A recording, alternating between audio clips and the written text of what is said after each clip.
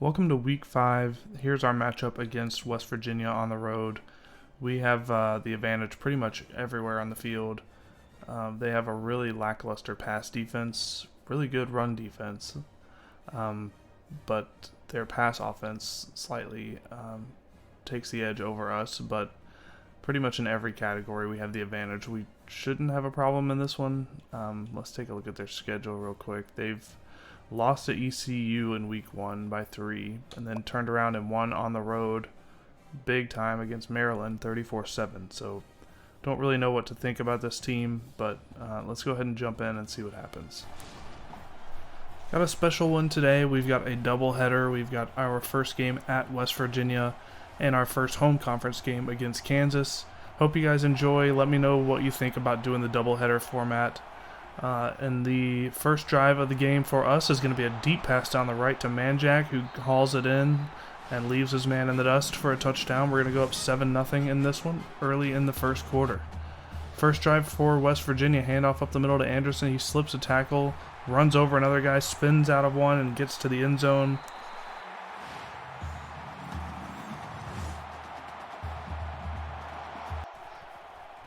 Second and 4 on our next drive. Pass out to Carnes. He's going to throw his man to the ground and walk into the end zone untouched after that for a 33-yard touchdown. 14-7. Early in the second quarter, we get the ball back. Handoff up the middle. Parker Jenkins gets a 5-yard touchdown run.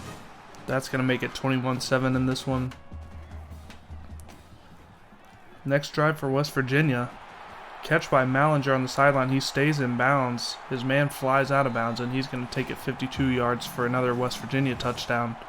Make it 21-14. Late in the second quarter, option keeper for Coley. He's going to take it himself. He dives into the end zone for a 2-yard score, and we're back up by 14. And we're going to take a field goal right as time expires in the first half to go up 31-14. Big lead for us heading into the second half. And we get the ball first. Coley on the option keeper. He breaks it out left, and he's got room to run. He's going to take it all the way in for a touchdown. That's going to put us up 38-14 early in the second half. Later, after a punt, option handoff to Jenkins. He breaks it outside, gets the right edge, and look at the blocking by Carnes on that play. Go back and check out his effort. That was pretty incredible. Third and goal for West Virginia. Marshall throws it across to Gallagher in the end zone, 4 yards on the touchdown. Scores 45-21. Later in the third quarter, deep pass. Who is it? It's Campbell, the running back. And Brandon Campbell's going to take it all the way for a 75-yard touchdown reception for him for once. 3rd and 10 for West Virginia. Marshall, screen pass over to his running back, but Alexander's there. He picks it off, gets a block, and he's going to take it to the house. Pick 6 for Moses Alexander. That's going to be 59-21, and it's barely the fourth quarter. Uwe comes in. The backups are all in for this fourth quarter, and Chase Throckmorton hauls it in for a touchdown. Coley, player of the game. We're going to end up with a win, 66-21 in this one. Just a huge blowout. And that's play of the game there. Deep pass down to Manjack for the touchdown. 662 yards of offense, 304 on the ground, 358 through the air. Just an unstoppable force on this one, our offense. I think we scored on every possession. Time to take a look at the top 25 matchups of Week 5. Stanford's able to take down number 6 North Carolina 42-35. Number 10 USC gets the win over number 8 Washington 29-28. Number 18 Notre Dame gets a big blowout over number 21 Syracuse 42-7. And number 7 Oklahoma takes down number 17 Auburn 42-20. Those are your Week 5 matchups in the top 25. We're going to go ahead and advance to Week 6. Alright, no updates on recruits this week other than more guys committing elsewhere. We got Rashawn Lewis Jr. at tight end committing to Indiana, Zion Lewis committing to BYU, and that's just 2 more guys that are going to be taken off our list, unfortunately.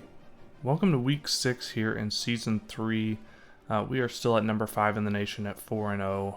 Won our first conference game last week. We have got a home matchup against Kansas, home conference opener, and we have pretty much a clear advantage in basically every category. So we should go in here and get a win, but we're just going to play the game. There's a reason you play the games. We're going to try not to get upset, so let's jump into it. On to week 6, we are wasting no time.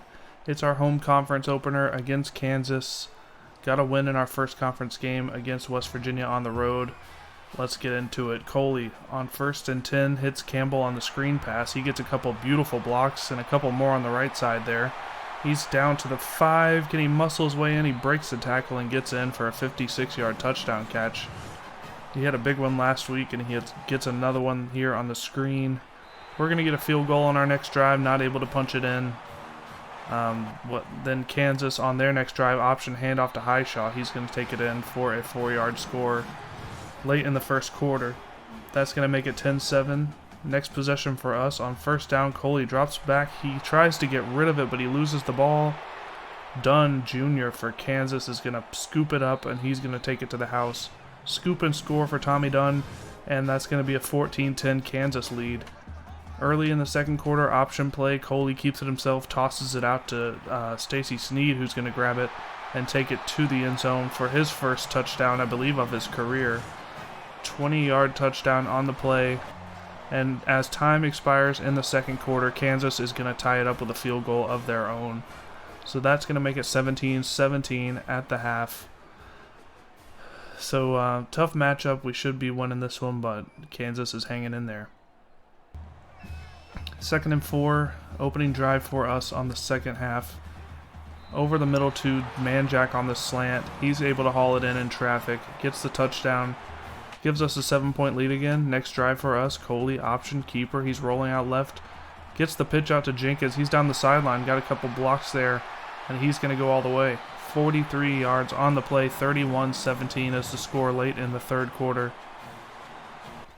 Punt for Kansas on their next drive. Early fourth quarter. Jenkins is going to take it in, but it goes between his legs. He's going to scoop it up.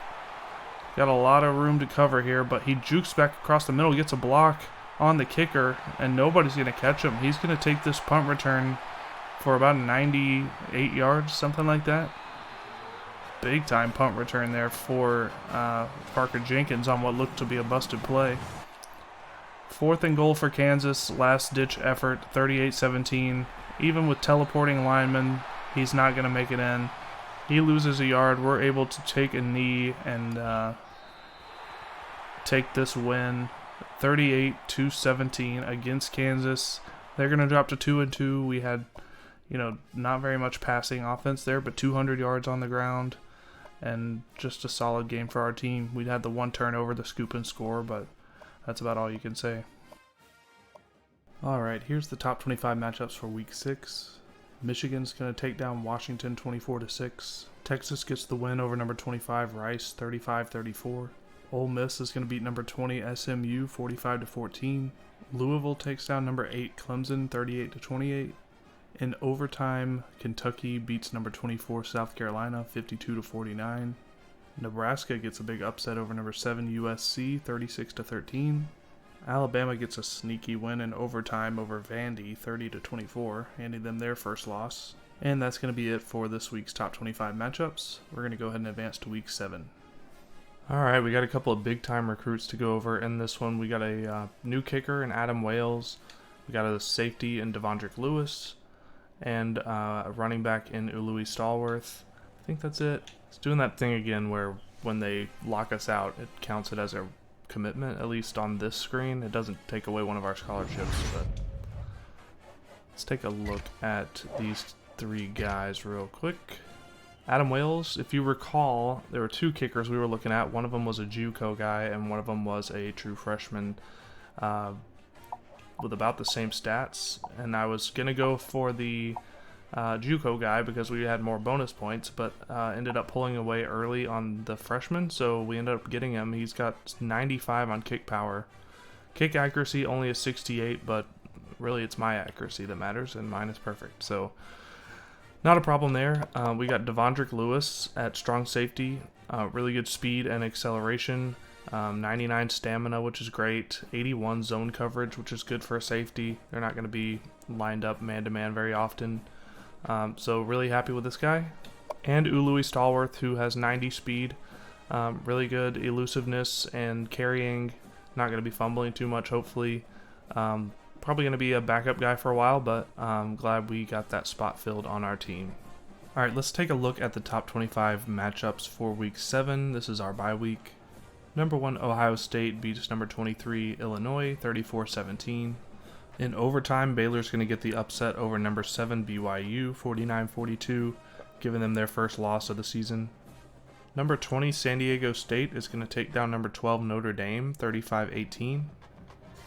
In overtime, LSU gets their first win of the season over number 10, Florida, 34-31. Texas A&M is able to get a 37-35 win over number 16, Clemson. 4 versus 2 matchup here. Georgia gets the win over number 2, Bama, 35-28. UCLA is going to take down number 19, Cal, 40-31. Not sure how Cal is even ranked at this point. And that's going to do it for this week's top 25 matchups. We're going to go ahead and advance to week 8. And this week we were able to lock down some team needs and some pretty quality prospects here with Joel Reeves at guard, Faith Salico at DB, and Julian Threet at safety. Joel Reeves is a JUCO guy that is a 74 overall guard. He's not, the best by any means, but he is definitely going to be able to provide us some support during, a transition, trying to recruit and build up an offensive line that is elite. So he's definitely going to get some playing time in the next couple of years. I would consider Faith Salico just the most all-around sort of DB that you can get. Definitely some issues with the tackle stat, but in terms of speed, acceleration, agility, coverage skills, really high press coverage skill, but just pretty much an all-around guy. Very similar story here with Julian Threet, just pretty much all around. Doesn't have the agility that a guy like Faith Salico has a slightly better tackle stat, but the hit power is great.